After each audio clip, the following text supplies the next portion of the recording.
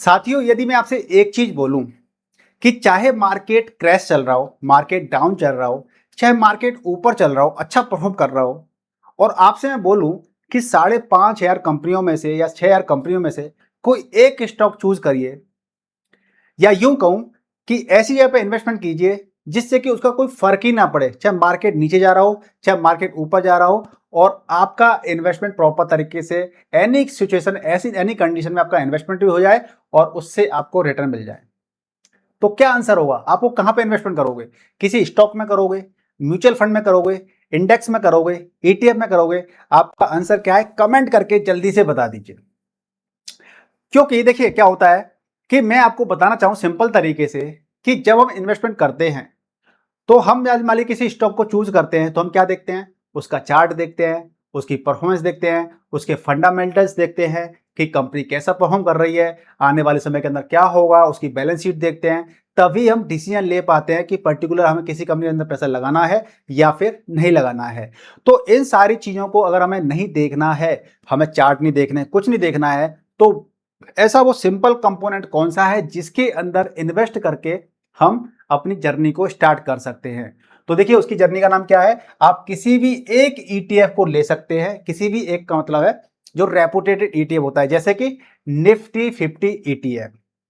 अब Nifty 50 ETF में ले लिया, अब चाहे मार्केट ऊपर है चाहे नीचे है, आपको कोई टेंशन लेने की जरूरत नहीं है, क्योंकि इसके अंदर हमारे देश की टॉप 50 कंपनीज होती हैं।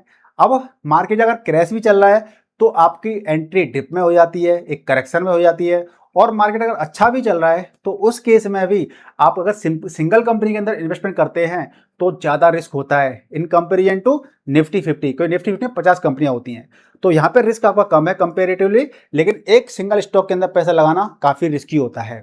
अब प्रॉब्लम सेटअप बना लेते हैं जरा समझने के लिए। तो मोस्ट इन्वेस्टर्स क्या करते हैं?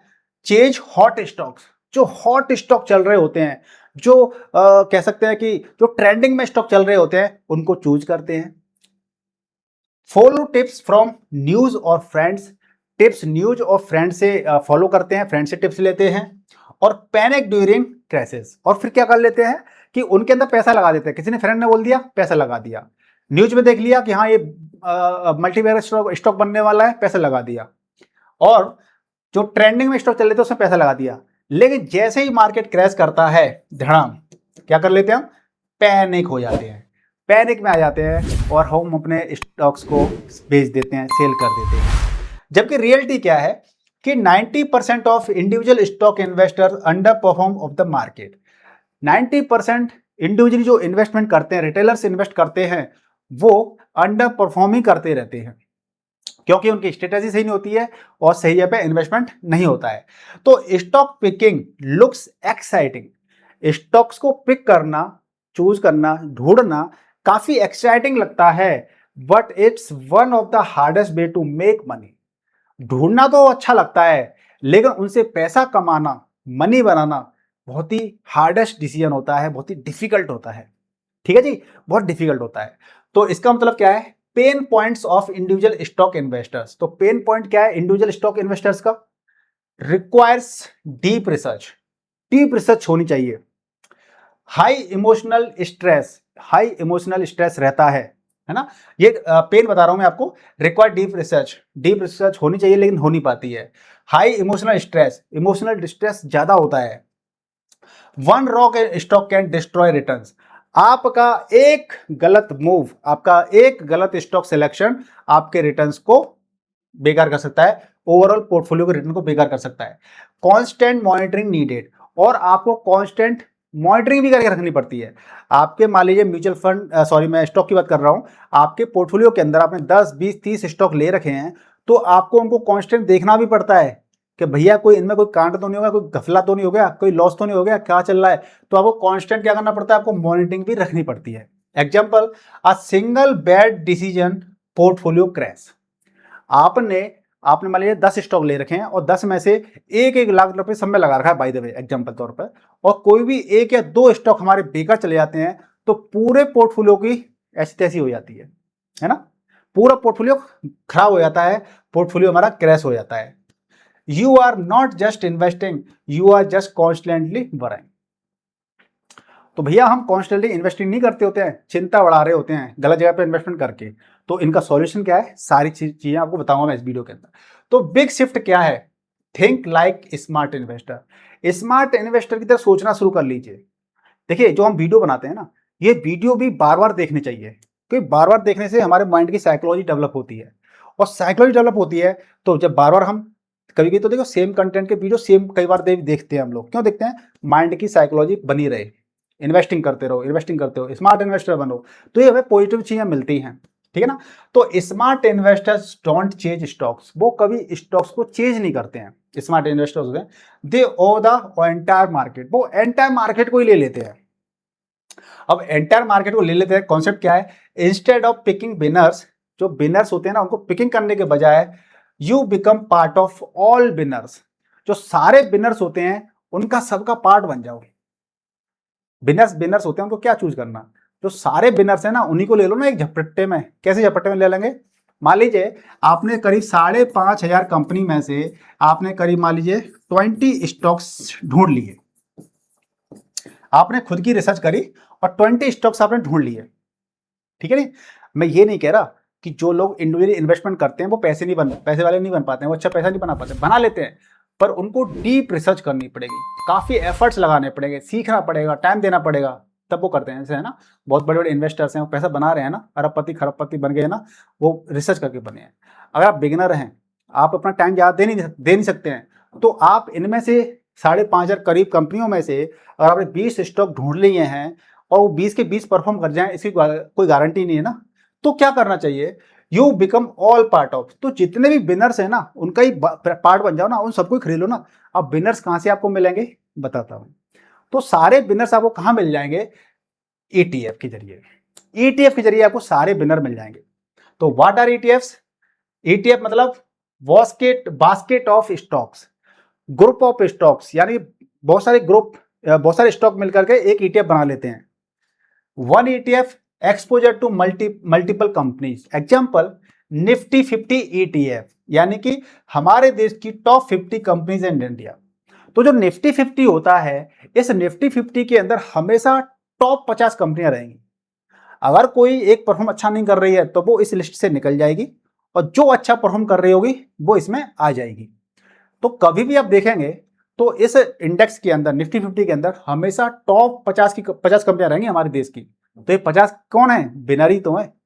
तो हम अलग अलग इंडिविजुअल स्टॉक को पिक करने के बजाय इन टॉप 50 कंपनियों में पैसा लगा दें, तो क्या बस कैसी बात होगी, हम ये तो कह रहे थे विनर्स, तो सारे विनर को ही खरीद लो ना, ये होता है।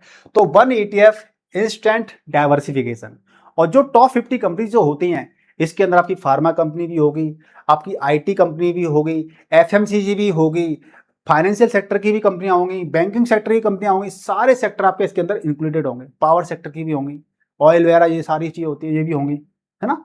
तो इसका क्या मतलब है कि what's an all weather portfolio, ये क्या है, a portfolio that perform in bull market, ऐसा पोर्टफोलियो जो परफॉर्म करता है बुल मार्केट में भी, बियर मार्केट में भी, इन्फ्लेशन पीरियड में भी, और इकोनॉमिक स्लो डाउन में भी आपका ये परफॉर्म करता है। और इससे हमें बहुत अच्छे रिटर्न तो नहीं मिल पाते हैं, लेकिन हमें एवरेज कांस्टेंट और स्टेबल रिटर्न्स हमें जरूर मिल जाते हैं। स्टेबिलिटी मिलती है इससे, हमें कंसिस्टेंसी मिल जाती है, ग्रोथ मिलती है इसके साथ में, ठीक है ना। तो इसका हमें ये फायदा मिल जाता है हमें ईटीएफ के अंदर। Structure of a stress free ETF portfolio, keep it simple, आपके पोर्टफोलियो के अंदर 3 से 5 या 3 से 6 आपके पास ईटीएफ होनी चाहिए पोर्टफोलियो के अंदर। कोर एलोकेशन आपको कैसे करना है, इक्विटी ईटीएफ यानी ग्रोथ के लिए, large cap index ETF, large cap यानी कि निफ्टी 50 या निफ्टी नेक्स्ट 50 ईटीएफ आपके पास। इंटरनेशनल ईटीएफ की बात कर लेते हैं तो यूएस ग्लोबल एक्सपोजर की बात कर लेते हैं, तो आप यूएस के ईटीएफ ले सकते हैं, जैसे कि नेस्डैक 100 ईटीएफ है। नेस्डैक 100 अमेरिका की टॉप 50 कंपनी, उसके टॉप 100 कंपनी उसके अंदर होती है। मिड कैप, स्मॉल कैप, आप इनको कंसीडर कर सकते हैं। और स्टेबिलिटी की बात कर लेते हैं तो गोल्ड ईटीएफ और डेट बॉन्ड जो ईटीएफ्स होते हैं, इससे आपका पोर्टफोलियो बैलेंस रहता है। या यूं कहें कि गोल्ड को हम जब गोल्ड ईटीएफ में इन्वेस्टमेंट करते हैं तो हम किस लिए करते हैं, हेजिंग करने के लिए, ठीक है ना। चलिए की लाइन क्या है, this mix protects you in every situation.